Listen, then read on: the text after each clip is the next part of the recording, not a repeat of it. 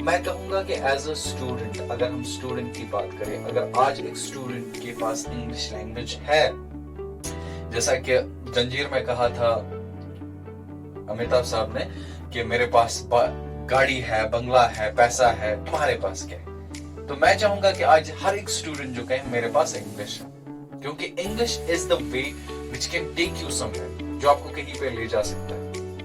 Okay, तो English language जो है, और इतना ही नहीं, आज हम रिसोर्सेज की बात करें या जैसा मैं कहूँ कि करंट अफेयर्स बहुत ही ज्यादा इंपॉर्टेंट रहता है एक student as an businessman, as an entrepreneur, खुद को अपडेट रखने के लिए। एंड मैं कहूँ कि जो इंटरनेशनल लेवल पे जो ट्रीटीज होती है ना, वो भी इंग्लिश लैंग्वेज में होती है। तो इस चक्कर में फंसना मेरे हिसाब से फजूल है कि इंग्लिश लैंग्वेज से क्या होगा क्या नहीं। सब कुछ जो हो रहा है वो इंग्लिश लैंग्वेज से ही हो रहा है। तो इंग्लिश लैंग्वेज को थोड़ी नहीं, बहुत ज्यादा importance they. It will give you too much in return. और इसीलिए हम लवली प्रोफेशनल्स की हमेशा यही कोशिश रही है और इंशाल्लाह आगे भी रहेगी कि हम उन स्टूडेंट्स तक जो चाहते हैं कि वो पढ़े, या जिनके पास रिसोर्सेज नहीं है, या जिनको प्लेटफॉर्म नहीं मिल रहा है, हम उनके लिए एवरीथिंग रिलेटेड इंग्लिश, जो कुछ भी आप चाहते हो इंग्लिश के बारे में जानना, वो सब आपको यहाँ पे मिले। And that is also out of free, उसके लिए कोई चार्जेस नहीं है। बस करना कि आपको बस हमारे चैनल को सब्सक्राइब करना है, ताकि आप हमारे वीडियो सबसे पहले और रेगुलरली देखते रहें। ओके, तो जैसा कि आप सब जानते हैं, चलिए अब हम आगे बढ़ते हैं। आज हमने जो है, हम टेंसेस पढ़ रहे हैं, और टेंसेस में हमने पढ़े थे 2 टेंसेस, जिसमें प्रेजेंट हमने कंप्लीट किया है, पास्ट भी कंप्लीट किया है, एंड इंशाल्लाह future is on the way of its completion. तो आज हम पढ़ेंगे एक्सप्रेशन नंबर 11, जो कि है future perfect tense. It's future perfect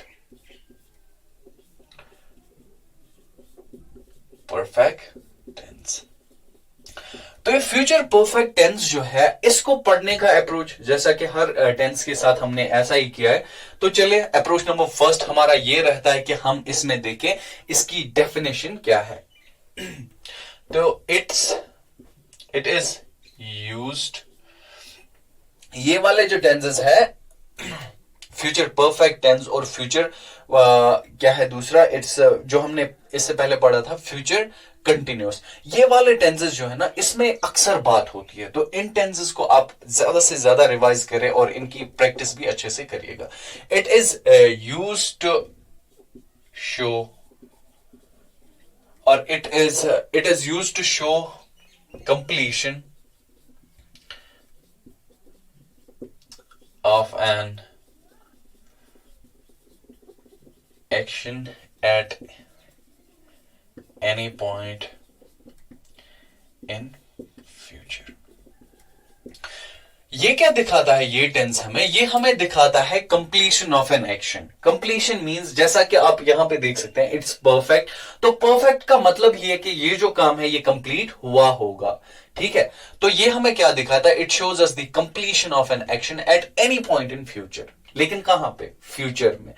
आप किसी को बोलते हो कि मैं उससे बात कर चुका होऊंगा, या मैं उसके साथ ये बात कर लूंगा जो है, ये इस कॉन्टेक्स्ट में नहीं आता है। या मैंने अपना काम मुकम्मल किया होगा, या मैंने उससे तुम्हारी बात की होगी तब। तो इस कॉन्टेक्स्ट जो है, इस कॉन्टेक्स्ट में जब हम बात करते हैं, ये सारी बातें जो आती है, they are in future perfect tense. तो चले, अप्रोच नंबर सेकंड इज, इसकी formula that is S plus AV plus V3, क्योंकि परफेक्ट है, और C।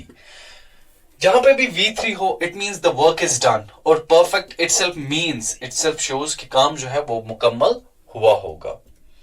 It's will have and shall have.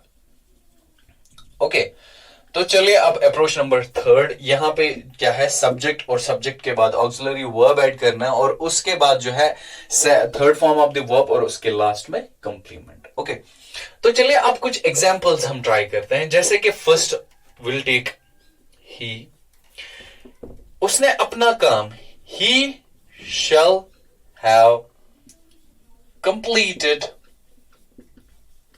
his work or homework, HOME, homework,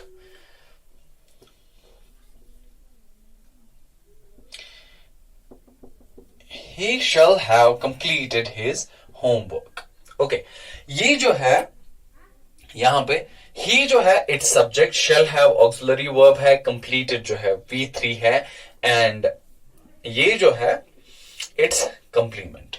Okay, he shall have completed his homework. उसने अपना homework जो है complete किया होगा. अब यहां पे दूसरी बात जो मैं कहने जा रहा हूं दैट इज कि आप कंप्लीमेंट को एक्सपैंड भी कर सकते हैं. That is he shall have completed his homework by then. उसने अपना होमवर्क जो है तब कंप्लीट किया होगा. या दूसरी एग्जांपल से इसको मैं और क्लियर कर देता हूं. It's she will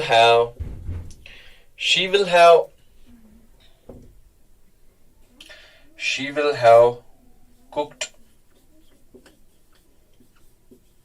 food for us. Okay, she will have cooked food for us. उसने हमारे लिए जो है फूड जो है वो तैयार किया होगा. ओके, तो आई थिंक कि ये जो दो एग्जांपल्स हैं इनसे क्लियर हुआ होगा कि फ्यूचर परफेक्ट टेंस जो है ये क्या है. और अब हम देखते हैं इसमें एक और इंपॉर्टेंट चीज जो है दैट इज वो क्या है.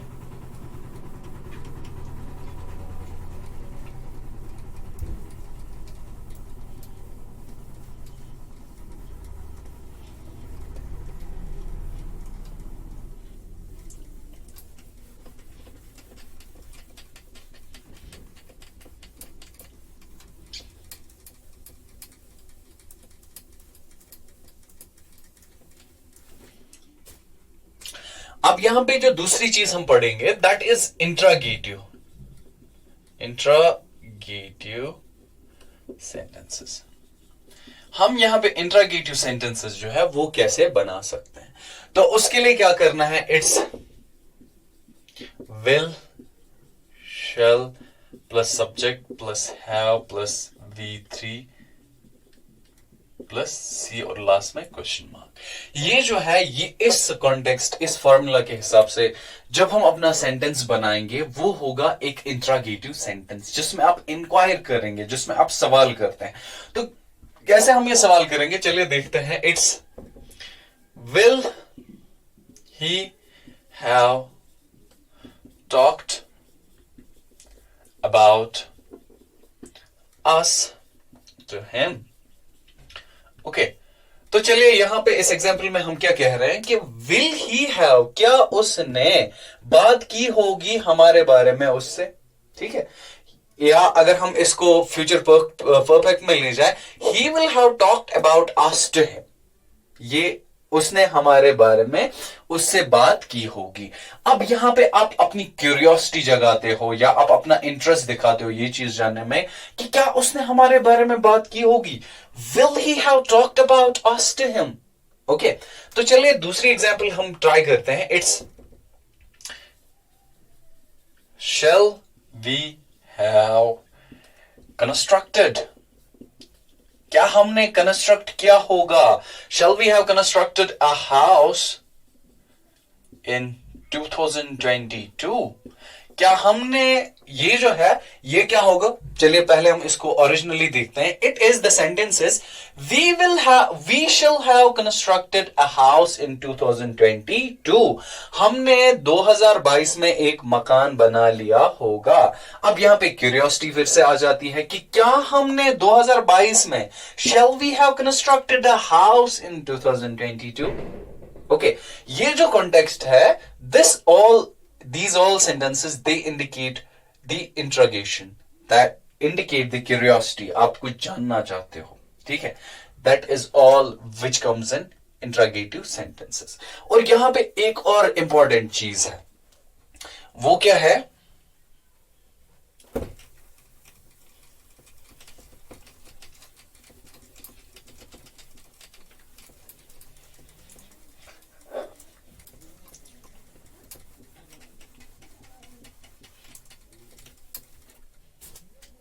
तो चलिए अब यहां पे जो है एक और इंपॉर्टेंट चीज है.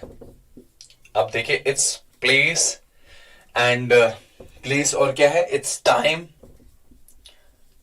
time, reason and manner. Okay, तो ये चार चीजें जो मैंने यहां पे लिखी, it's place, time, reason and manner. So let's talk grammatically. It's place, it's where, it's time, it's when, it's reason, it's why, and it's manner, it's how. Okay, तो ये जो है कहां, कब, क्यों और कैसे, ये जो है इस कॉन्टेक्स्ट में आप ज्यादा सवाल पूछ सकते हैं. फॉर एग्जाम्पल, एक एग्जाम्पल मैं लिख लेता हूं, फिर इसको हम इन चारों में फिट कर लेंगे. It's he will have done my work. He will have done my work on 20 Feb, for example. Okay. उसने मेरा काम जो है वो he will have done my work, sorry working लिख लिया मैंने, he will have done my work on 20 Feb. तो अब यहाँ पे मैनर देखें, सॉरी, अब आप यहाँ पे यही जो है ये चार चीजें इसमें ऐड करके देखते हैं, इसमें हम इनको ट्राई करके देखते हैं कैसे. इट्स प्लेस, प्लेस में क्या आता है, it's where, where will he have, where will he have done my work. उसने कब मेरा काम किया होगा, सॉरी कहां मेरा काम किया होगा. इसको छोड़े आप, ऑन को छोड़े. Time, when will he have done my work, when, where will he have done my work, reason, why he will have done my work. Okay, जैसा कि आप देख सकते हैं ये वही कॉन्टेक्स्ट है जिसमें हमने इंट्रोगेटिव सेंटेंसेस बनाए, लेकिन इस तरीके से आप पूछ सकते हो. अगर आप किसी चीज को जानना चाहते हो तो ये तरीके होते हैं, या तो टाइम या तो प्लेस आप जानना चाहते हैं, या टाइम जानना चाहते हैं, मैनर जानना चाहते हैं, या रीजन जानना चाहते हैं. आई होप कि हमारा जो फ्यूचर परफेक्ट का टेंस जो है ये आज क्लियर हुआ होगा आप सबको. अगर किसी को कोई क्वेश्चन है so don't hesitate to ask your questions. And अगर वीडियो अच्छी लगे तो इसे अपने दोस्तों के साथ भी शेयर करें. एंड इंशाल्लाह see you in the next video. Till that, bye bye, stay blessed, thank you.